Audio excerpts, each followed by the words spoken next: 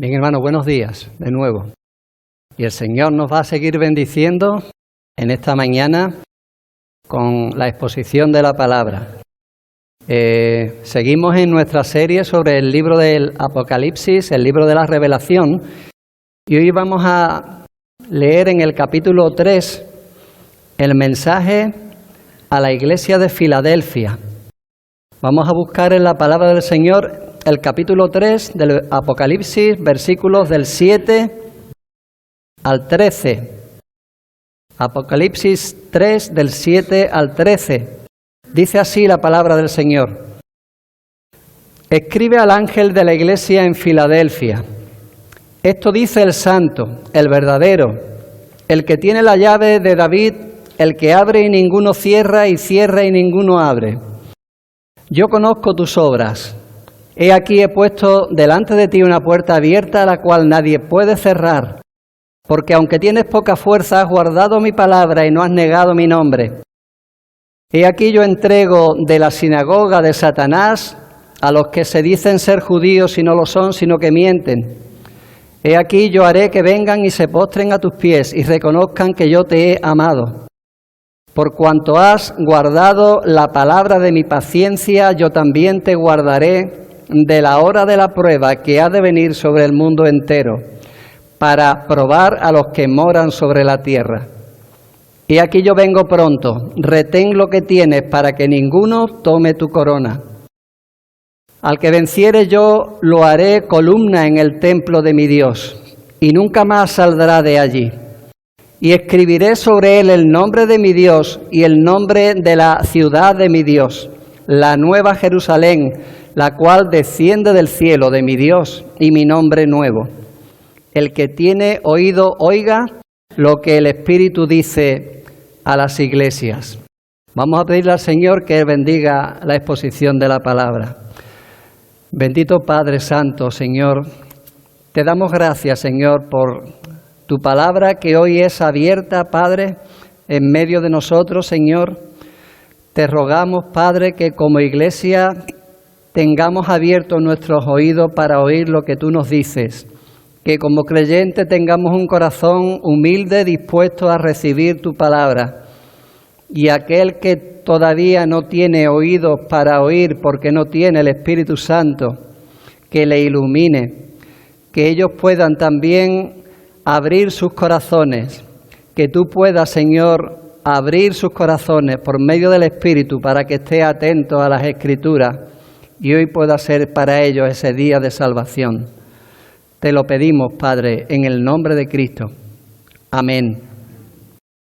Hermanos, normalmente o nunca, puedo decir, es bueno que nos pongamos de ejemplo. Mucho menos un predicador, ponerse a sí mismo de ejemplo, pero yo lo voy a hacer hoy y espero que no me equivoque. Yo tengo una enfermedad autoinmune, ahora que está tan de moda las alergias y todo eso, ¿no? La alergia también es un proceso inmunológico. Bueno, pues yo tengo una enfermedad autoinmune en la que mi cuerpo reconoce como extraño la melanina, que es las células que permiten que nos pongamos morenos. Y veis que tengo manchas en las manos blancas. Mi cuerpo reconoce como extraño o no reconoce como propio esa célula y la ataca y la rechaza, a pesar de que son células que están ahí para nuestro bien, para protegernos del sol, proteger nuestro cuerpo. Sin embargo, lo reconoce como algo extraño y termina destruyéndolo. Es algo que no solo me ocurre a mí, sino a algunos hermanos en mi familia. Y bueno, casi que es una seña de identidad, ¿eh? No es que me sienta orgulloso de ello, pero bueno, me hace, me confirma que no se equivocaron en el hospital cuando le dieron el bebé a mi madre, ¿no? Formamos parte de una familia con el mismo problema, el problema del rechazo.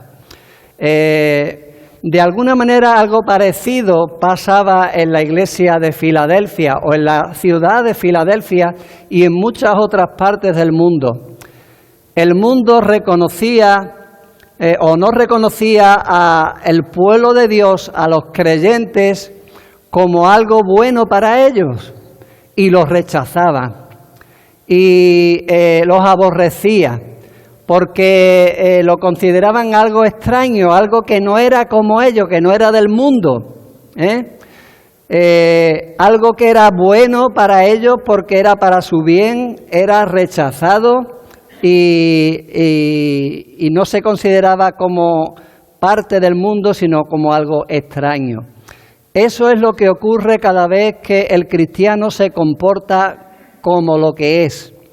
¿Recordáis las palabras del Señor? Si el mundo os aborrece, sabed que a mí me han aborrecido antes que a vosotros. Si fuerais del mundo, el mundo amaría lo suyo. Dice, pero por cuanto no sois del mundo, por eso el mundo os aborrece. Y nos recuerda también las palabras de Jesús cuando lloró delante de Jerusalén y dijo, Jerusalén, Jerusalén, si conocieras lo que es para tu bien. Fue rechazado el Señor a pesar de que era para su bien y el mundo le aborreció porque no era del mundo. Y a nosotros, si nos comportamos como lo que somos, como cristianos, el mundo igualmente nos aborrecerá.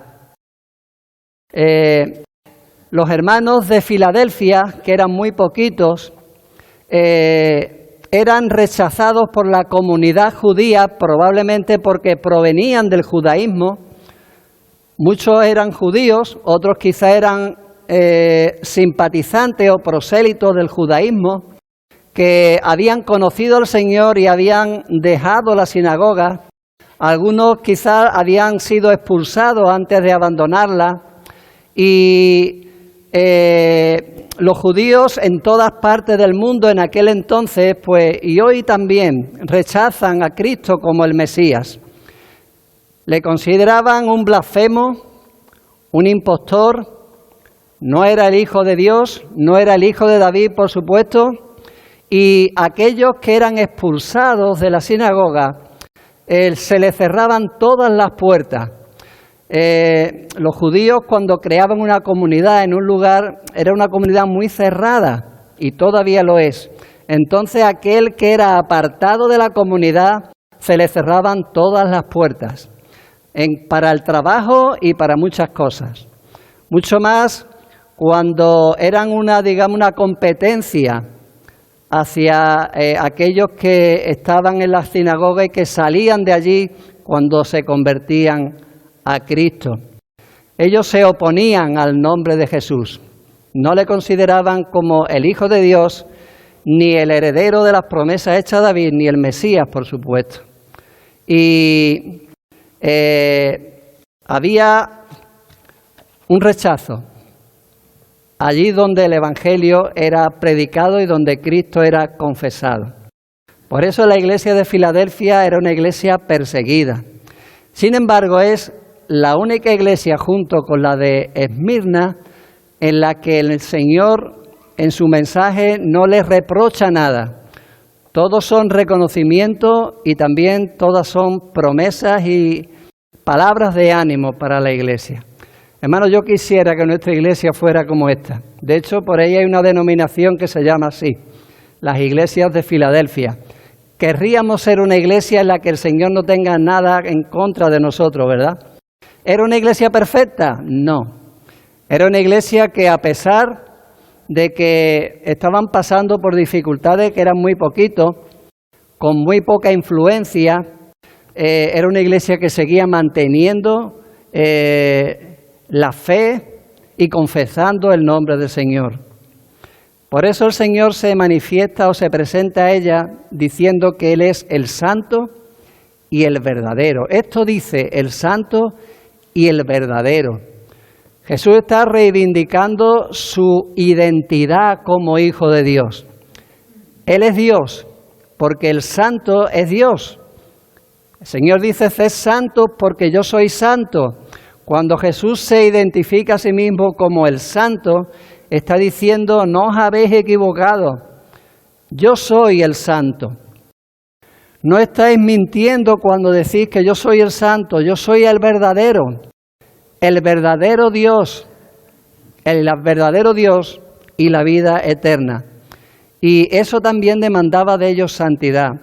Si el Señor dice en el Antiguo Testamento, sed santos porque yo soy santo. Proclamad la verdad porque yo soy la verdad. Estáis haciéndolo bien. Si el mundo os rechaza, no os avergoncéis o no os preocupéis, no es algo extraño. Si a mí me aborrecen, a vosotros también. El que cree en Jesús, hermano, debe vivir en santidad, debe proclamar la verdad a pesar de que el mundo se oponga a ello. Estamos insistiendo últimamente como iglesia en la necesidad de evangelizar. La mejor manera de evangelizar, hermano, es decir lo que creemos, porque cada vez hay más diferencia entre lo que el mundo cree y lo que creemos nosotros. A veces pensamos en la dureza del mundo, pero hermano, no piense en la dureza del mundo, piensa en el poder de Dios para convencer al mundo.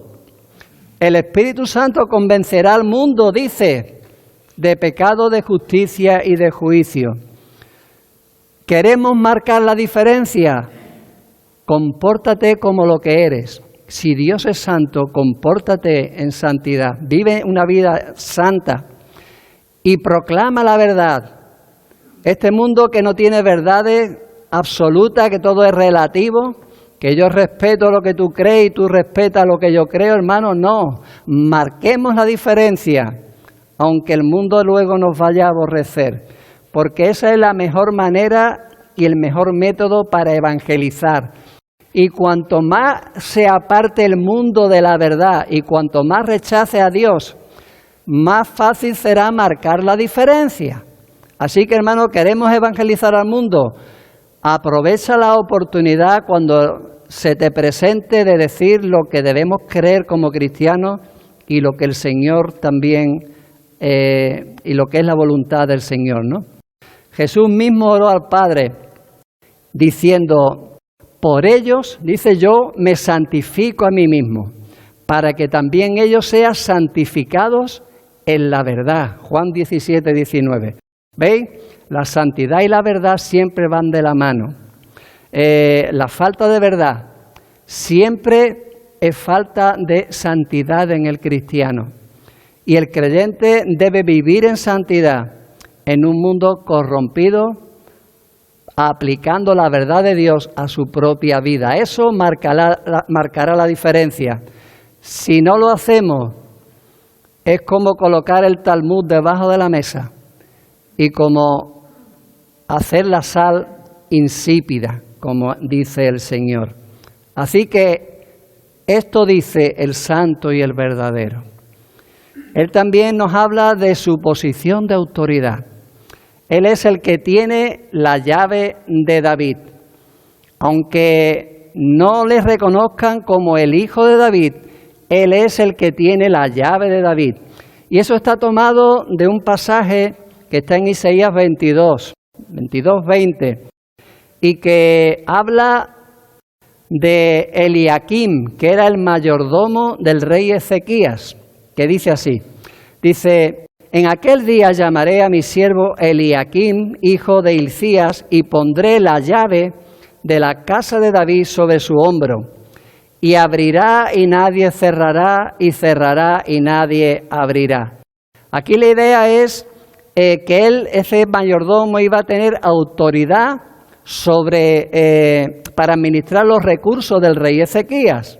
El mayordomo recibió una túnica como fajín y la llave de la dinastía de David en el sentido de la autoridad para administrar los recursos del rey. Aquí Jesús se identifica a sí mismo como el que tiene la llave de David. Él tiene la autoridad absoluta para administrar los recursos del rey, porque Él es el rey. Él no es solo un mayordomo, un administrador, Él es el rey. Él tiene la autoridad, Él tiene la llave de David. Es más, Él es el Hijo de David, el heredero de las promesas hechas a David que se cumplen en Él. Por medio del profeta Natán, el Señor prometió a David: cuando tus días sean cumplidos y duermas con tus padres, yo levantaré después de ti a uno de tu linaje, el cual procederá de tus entrañas, y afirmaré su reino. Él edificará casa a mi nombre, y yo afirmaré para siempre el trono de su reino. Y será afirmada tu casa y tu reino para siempre delante de tu rostro, y tu trono será estable eternamente. Hermano, esto no se cumplió en Salomón, no se cumplió en ninguno de los descendientes de David. Hubo que esperar al Hijo de David, a Jesús, para que en Él se cumpliesen todas las promesas hechas a David. Él es el Rey, Él tiene la autoridad. Nadie entra en su reino si no es por Él. Él tiene las llaves. No lo tiene un hombre, no lo tiene una iglesia, es Cristo el que tiene las llaves del reino. Y Él es el que gobierna de forma absoluta en el cielo y en la tierra. El Señor dijo: toda potestad me es dada en el cielo y en la tierra. Y eso, hermano, nos da la autoridad para ir y predicar el Evangelio. El Señor tiene las llaves de David, o la llave de David. Nos habla también de la administración que Él hace de los recursos que Él están a su disposición, los recursos del reino. Dice Él es el que abre y ninguno cierra, y cierra y ninguno abre. La oposición intentará cerrar puertas a la Iglesia, pero no son ellos quienes tienen las llaves para abrir y cerrar las puertas de las oportunidades, sino que es Él el que tiene las llaves. Él es el que abre y ninguno cierra, y cierra y ninguno abre. ¿Habrá oposición? Claro que sí, hermano. Compórtate como cristiano y verás que habrá oposición.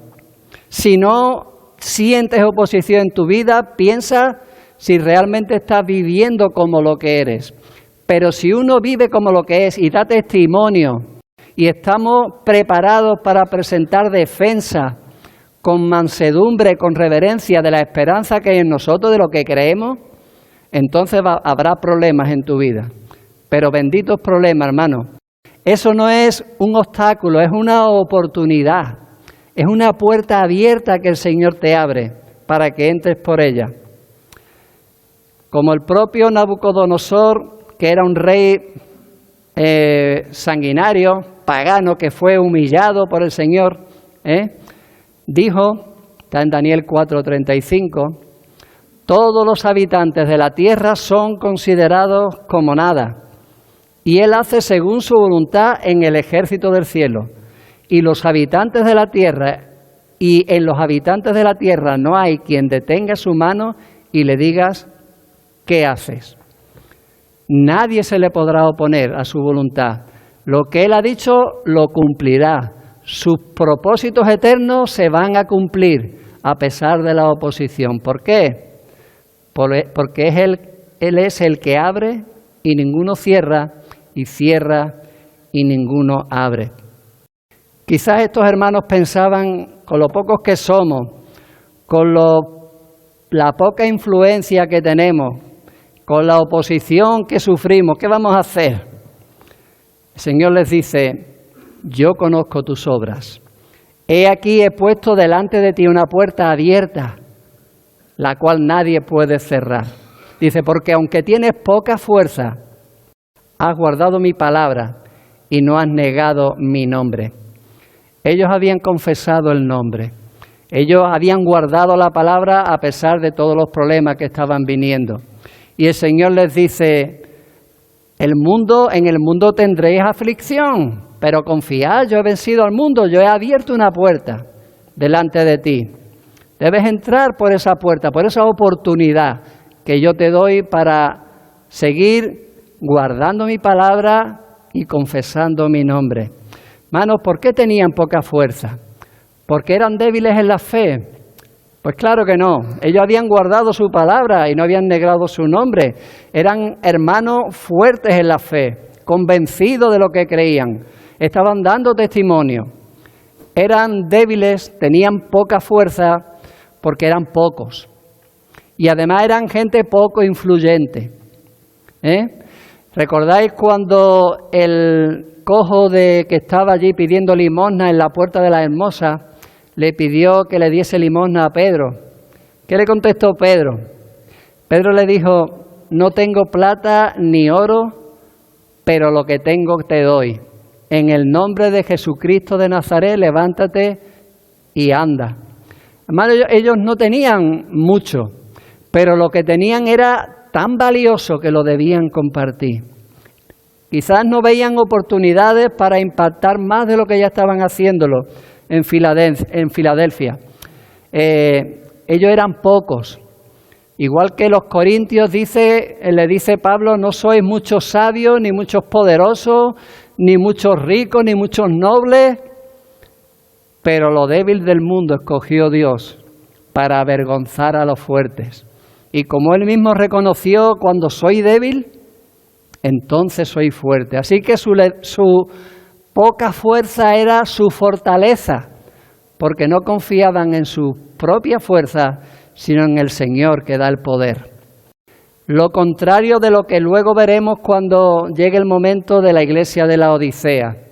Ellos decían: yo soy rico y me he enriquecido y no tengo necesidad ni de ti. Y el Señor les dice: soy unos miserables y unos pobres, desgraciados. Ellos no, ellos tenían poca fuerza, pero las pocas fuerzas estaban compensadas con el poder de Dios que obraba en medio de ellos. Y recuerdo también las palabras del Señor cuando le dirigió a sus discípulos, que eran poquitos, unas palabras de ánimo, y le dice: no temáis, manada pequeña, porque a vuestro Padre le ha placido daros el reino. Eran poquitos, pero eran del Padre, y eso era suficiente. Ellos fueron fieles, confesando el nombre del Señor, testificando de Cristo, y el Señor les dice: aunque tenéis poca fuerza, ese poco es mucho, porque el Señor está con vosotros. Tenéis el poder de Dios y los recursos de Dios a vuestra disposición. He abierto una puerta abierta, una puerta de la oportunidad para dar testimonio. Aprovechadla. Esa puerta nadie la puede cerrar, aunque veáis que hay muchos que lo intentan. Lo de la puerta abierta, hermano, tiene que ver con la posibilidad de testificar.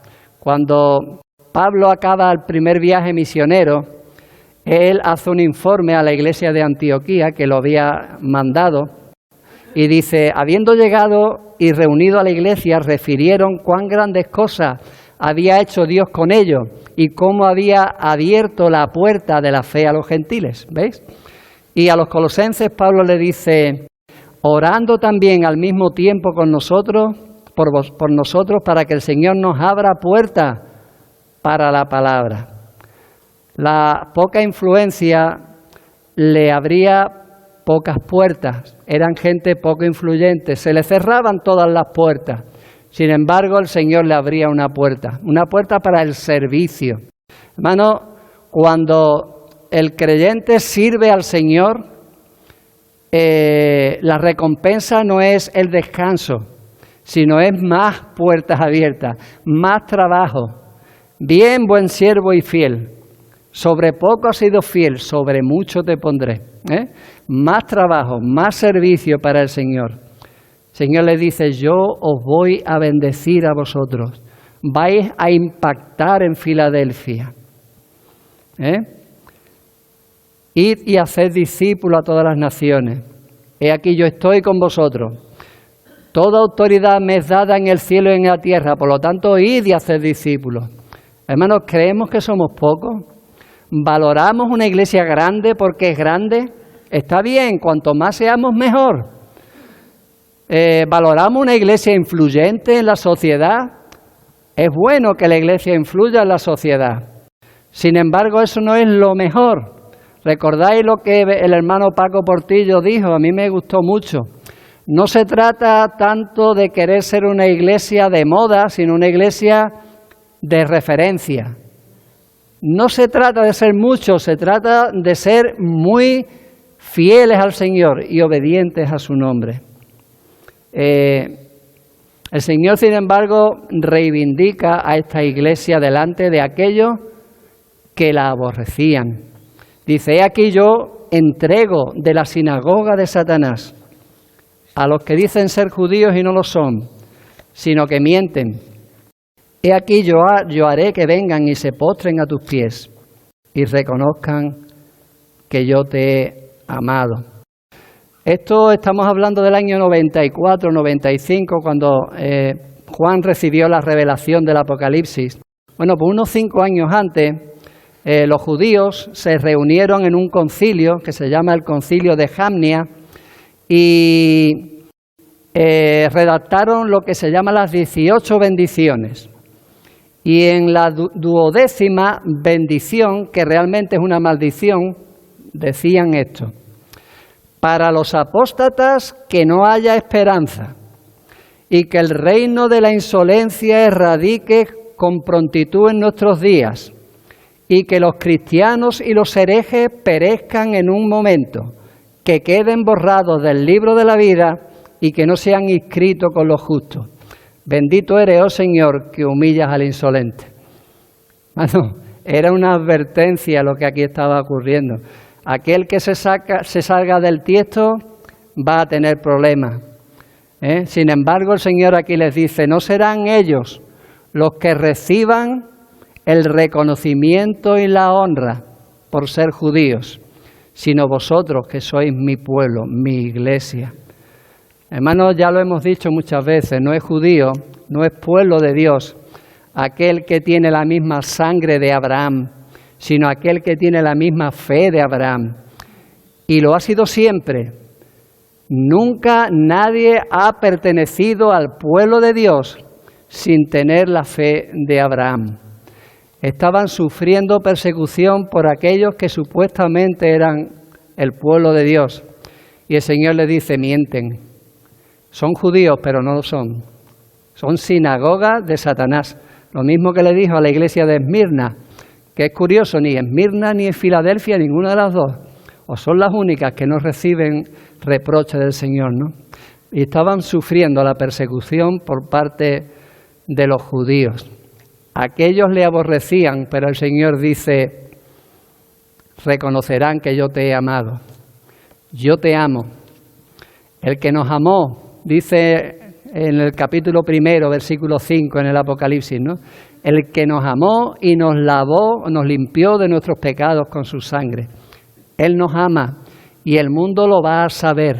Y aquellos que nos rechazan y rechazan a Cristo, llegarán el momento en que reconozcan que somos los amados de Dios, el pueblo de Dios. Sigue diciendo el Señor a esa iglesia: amada, por cuanto has guardado la palabra de mi paciencia, aquí la idea de paciencia es perseverancia, yo también te guardaré de la hora de la prueba que ha de venir sobre el mundo entero, para probar a los que moran sobre la tierra. Cuando en el Apocalipsis se habla de los que moran sobre la tierra, no se está refiriendo a los habitantes de la tierra, se está refiriendo al mundo impío. Un ejemplo, Apocalipsis 6, 9 y 10, el quinto sello. Cuando vio el quinto sello, vi bajo el altar las almas de los que habían sido muertos por causa de la palabra de Dios y por el testimonio que tenían, y clamaban a gran voz diciendo: ¿hasta cuándo, Señor santo y verdadero? ¿Veis? De nuevo. No juzga y vengas nuestras sangres en los que moran en la tierra. Los que moran en la tierra, y varias veces se citan, son aquellos que se oponen al reino de Dios, se oponen al pueblo de Dios. Y el Señor les dice a la iglesia: yo voy a guardarte de la hora de la prueba que ha de venir sobre los que moran en la tierra. No dice que le evitará el sufrimiento, no dice que no pasarán por tribulación, les dice que a pesar de que pasen por tribulación, ellos no van a dejar de confiar en el Señor, no van a negarle. Van a aguantar esa prueba que viene sobre ellos, pero no es para juicio, pero que también les probará, porque cuando la iglesia sufre es probada, pero esa hora de la prueba que es para juicio no será para la iglesia, será una hora de prueba para el mundo, para aquellos que moran sobre la tierra. Y la iglesia, el Señor le garantiza que va a superar las dificultades a pesar de que habrá sufrimiento. Las pruebas y la persecución, hermanos, no son nada en comparación con lo que vendrá sobre aquellos que rechazan a Cristo, los que moran sobre la tierra. Hermanos, nosotros no somos del mundo, aunque estamos en el mundo. Y el Señor oró por nosotros al Padre diciendo: no te ruego que los quites del mundo, sino que los guardes del mal. El Señor nos va a guardar de la hora de la prueba que ha de venir. En su día Filadelfia pasó por una hora de prueba y fueron librados. Durante la historia muchas veces ha venido hora de prueba sobre el mundo y la Iglesia ha sufrido también por ser diferente, por ser extraña a ese mundo. Y esa hora de la prueba que también tiene que ver con el juicio de Dios y que en todo el libro del Apocalipsis podemos ver, también será un tiempo de sufrimiento para la Iglesia, en el que aumentará la persecución, aumentará el rechazo, pero el Señor nos dice que nos mantendremos firmes porque nos va a librar de esa hora de la prueba. Soportaremos la tribulación porque el Señor está con vosotros. Pero a pesar de que ya nos garantiza de que Él va a estar ahí con nosotros, ayudándonos, fortaleciéndonos, Él también nos da una tarea que hacer. Dice: he aquí yo vengo pronto. Retén lo que tienes para que ninguno tome tu corona. El Señor hace su parte. Yo te libraré, pero tú tienes que tener cuidado. Tú tienes que retener lo que tienes, que es mucho. Aunque creáis que sois pocos, lo que tenéis es mucho y muy valioso. Retenerlo, no perderlo. Que ninguno tome tu corona.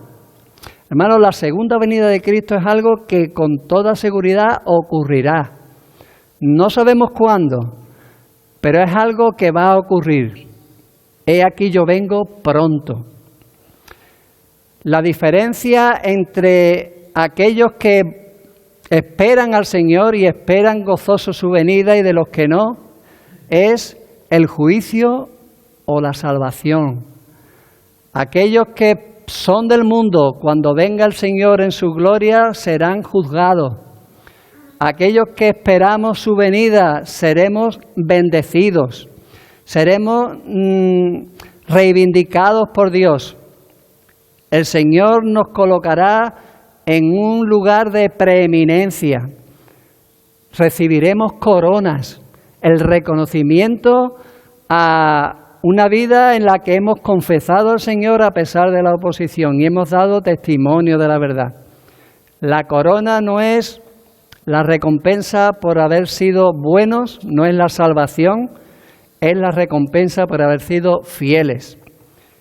Y ya sabemos, hermanos, dónde van a terminar esas coronas. A los pies del Señor.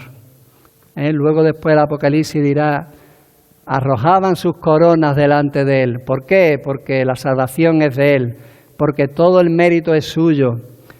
Un poco de fuerza empleada para Cristo, hermano, vale mucho más que toda la energía que empleemos en otras cosas. Lo que tenemos, aunque creemos que es poco, es mucho. Debemos retenerlo, no perderlo, que nadie tome nuestra corona. Y finalmente la promesa al que venciere. Al que venciere, yo lo haré columna en el templo de mi Dios, y nunca más saldrá de allí. Y escribiré el nombre de mi Dios y el nombre de la ciudad de mi Dios, la nueva Jerusalén, la cual desciende del cielo de mi Dios, y mi nombre es nuevo. Hermano, le iba a dar una nueva posición. Aquellos que no eran influyentes, le iban a dar una posición de privilegio. No será como en el templo de Jerusalén que fue destruido y que no quedó piedra sobre piedra. Ellos iban a ser columna en el templo de mi Dios. Alguien que no tenía ninguna influencia iba a ser alguien fundamental en la casa del Padre. Ellos habían sido expulsados de la sinagoga, iban a ocupar un lugar de privilegio en la casa de Dios. Una nueva posición, también una nueva identidad. Los don nadie, los sin nombre, recibirían un nombre nuevo, el nombre de Dios a quien pertenecían, su propio nombre, el nombre de Jesús, a quien servían, porque somos su familia, eran su familia. También una nueva ciudadanía. Ellos eran extranjeros y peregrinos en este mundo. ¿Por qué? Porque su ciudadanía estaba en los cielos. Recibirían el nombre de la ciudad de mi Dios, la nueva Jerusalén, la cual desciende del cielo. Hermanos, qué privilegio. Dice que nunca más saldrán de allí. Recuerda las palabras del Señor también. En la casa de mi Padre muchas moradas hay. Voy pues a preparar lugar para vosotros, para que si me fuere y os preparare lugar, vendré a vosotros, para que donde yo estoy, vosotros también estéis. Y no saldrán de allí jamás. Qué privilegio, hermanos. Esa iglesia era importante, no porque era influyente, sino porque le importaba a Dios. Dios amaba a esa iglesia y también ama a nuestra iglesia. Esta iglesia también tiene motivo para gozarse como aquella iglesia. ¿Qué pensarían los hermanos cuando escucharon los mensajes a las anteriores iglesias? Dirían, a ver lo que dice de nosotros. Hermano, qué bueno que el Señor lo que le dijo a esa iglesia fueron palabras de ánimo. ¿Qué diría, hermano, de nuestra iglesia? Yo espero que dijera lo mismo, que el Señor piense lo mismo de nosotros que lo que pensó o lo que pensaba de ellos. Que somos extranjeros en este mundo, hermano. Que aunque el mundo nos aborrece, debemos saber que el Señor nos ama. Pensamos que somos débiles porque somos pocos, porque tenemos poca fuerza, somos poco influyentes. Hermano, no. Con el Señor somos fuertes. Cuando somos débiles, entonces somos fuertes. Piensa, hermano, que el Señor tiene autoridad para abrir y cerrar puertas. O piensa que es que el mundo es muy duro, que es muy difícil predicar el Evangelio. Hermano, no pienses eso. El que es con nosotros es mucho mayor y más poderoso que el que es contra nosotros. Como iglesia debemos ver qué puertas el Señor nos está abriendo para compartir el Evangelio. Como creyente, piensa que cada obstáculo, cada oposición es una oportunidad para marcar la diferencia. ¿Se puede decir de ti que estás guardando su palabra y confesando el nombre del Señor? Hermano, ¿amas tú a tu iglesia, a esta iglesia como el Señor le ama? A pesar de que puedas pensar de que tenemos poca fuerza. ¿Crees que tenemos poca fuerza realmente? ¿O piensa que eso es nuestra fortaleza? No temas, dice el Señor, cuando estuvo Pablo en Corinto. Él pensó irse de allí. Dice, no temas, sino habla y no calles, porque yo estoy contigo y ninguno pondrá sobre ti la mano para hacerte mal, porque yo tengo mucho pueblo en esta ciudad. Hermanos, si Dios es con nosotros, ¿quién contra nosotros? Vayamos al mundo y demostremos lo que creemos y la verdad que confesamos.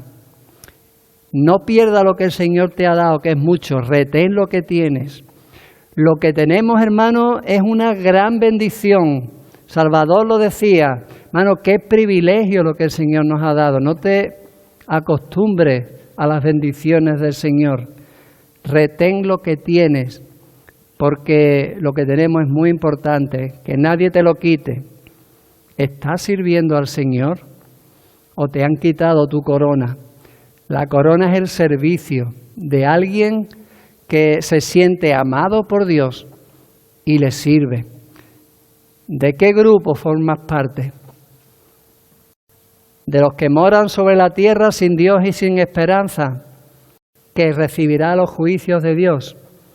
¿O de aquellos que estamos en el mundo, pero no somos del mundo, sino que somos ciudadanos del cielo? ¿Qué ocurrirá con tu vida cuando el Señor vuelva? Imagínate que vuelve hoy. ¿Qué hará con tu vida? ¿Te salvarás o te juzgará? Yo espero que el Señor nos bendiga a todos y que cada uno tome sus propias decisiones de acuerdo a cuál sea su situación espiritual. Si realmente no te has entregado a Cristo, no lo dejes para mañana. He aquí yo vengo pronto, dijo el Señor. No tenemos que pensar que lo podemos dejar para más tiempo. Entrégate hoy a Cristo. Entrégate a aquel que murió y resucitó para tu justificación y para tu salvación. Porque si lo rechazas hoy, Él también te rechazará en su segunda venida. Y si el Señor no viene antes de que tú mueras, cuando te presentes delante de Él te dirá: nunca os conocí. Porque sabéis, no nos salvamos porque nosotros conozcamos al Señor, sino porque Él nos conozca a nosotros. Nunca os conocí. Qué triste sería que escucharas el Evangelio, dejara para más adelante esa oportunidad que para ti se te abre, esa puerta abierta, y al final termines llegando tarde. Y hermanos, los que sí hemos creído en el Señor, aprovechan las puertas abiertas que el Señor te pone para predicar el Evangelio, porque todavía hay muchas personas que necesitan a Cristo y ve cualquier ocasión como una puerta abierta y cualquier oposición también como una puerta abierta para predicar el Evangelio. Y como siempre acaba las cartas, y yo también en las predicaciones de los mensajes a las 7 iglesias, el que tiene oído oiga lo que el Espíritu dice a las iglesias. Amén. Bendito Padre Santo, te agradecemos, Señor, porque ninguno de nosotros que hemos creído en ti nos merecemos, Padre, que tú te hayas siquiera dignado, Señor, a revelarte a nosotros. Pero te hemos conocido, Señor, y sabemos que Cristo es el Rey de Reyes, el Señor de Señores, nuestro Salvador, nuestro Señor. Ayúdanos, Padre, a vivir de acuerdo a esa realidad, a confesar su nombre, a rendirnos, Señor, a su autoridad, a confesar también la verdad de tu palabra, a buscar, Señor, la oportunidad de predicar el Evangelio. Padre, ayúdanos a aprovechar como iglesia y como creyente esas puertas abiertas que tú pones, Señor, delante de nosotros, para poder confesar, Señor, ese nombre y testificar de ti. Ten misericordia de aquellos que han oído el mensaje de salvación, pero todavía, Señor, no se han arrepentido de sus pecados, ni han creído en ti de todo corazón, Padre. Que hoy, Señor, pueda ser ese día de salvación, que no lo dejen, Señor, para mañana. Señor, ten misericordia de ellos. Concédeles, Padre, el arrepentimiento para salvación y que, Señor, tú añadas, Señor, a esta iglesia a los que han de ser salvos. Ayúdanos, Padre, a no confiar en nuestras propias fuerzas, sino en confiar, Señor, en aquel que nos hace fuertes, en Cristo, Señor, en quien verdaderamente está la fortaleza, el poder para salvación y también para mantenernos firmes hasta que Él vuelva, Padre. Gracias, Señor, por formar parte de tu iglesia. Gracias, Señor, porque nos sentimos amados por ti. Y gracias por la paciencia que tienes con todos nosotros, a pesar de que no somos perfectos. Te lo pedimos, Señor, y te agradecemos todas tus misericordias, en el nombre de Cristo que las hace posibles. Amén.